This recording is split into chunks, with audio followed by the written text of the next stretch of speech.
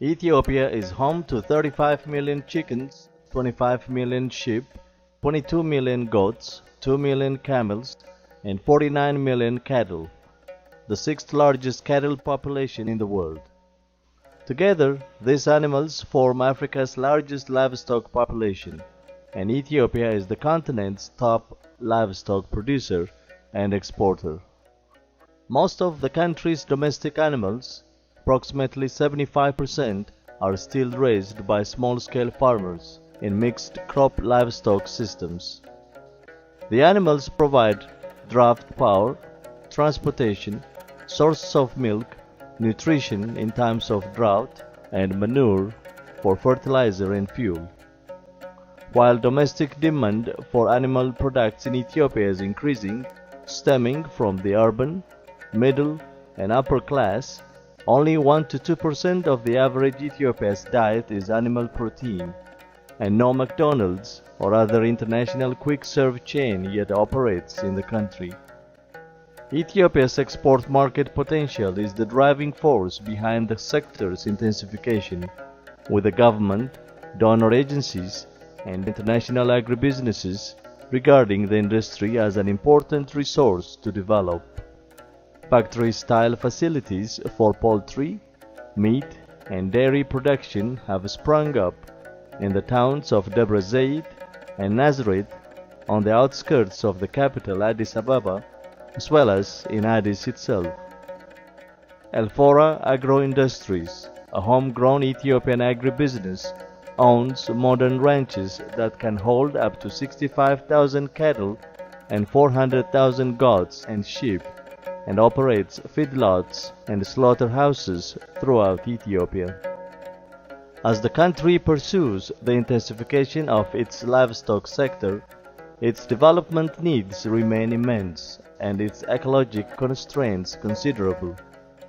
Similar to many countries in Africa and the Middle East, Ethiopia's population of 85 million is young.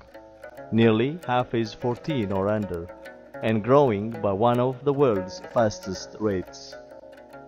Nearly 40% of the population lives below the poverty line, and 25 years after a debilitating famine that drew the world's attention, food security for Ethiopia remains stubbornly elusive. 1/10 of Ethiopia's population remains dependent on food aid year in and year out, regardless of drought or other crises. In addition, climate change models predict that arid and semi-arid regions will increase by 60 to 90 million hectares throughout sub-Saharan Africa by the end of the century. By that time, a vast majority of Ethiopia's land, already degraded by overgrazing and overproduction of crops, will be considered drought-prone. This is particularly bad news for the 80% of the population that is rural and heavily reliant on natural resources, and will no doubt make the growing of food or grazing of livestock even more of a hurdle. Should Ethiopia expand factory-style livestock facilities, it will likely be forced to import the water-intensive grain required by such operations, potentially putting people and animals in direct competition for food. Growing demand for wheat bran, sorghum, and maize for livestock will cause the price of each to rise, making it even more difficult for the average Ethiopian to access key dietary staples.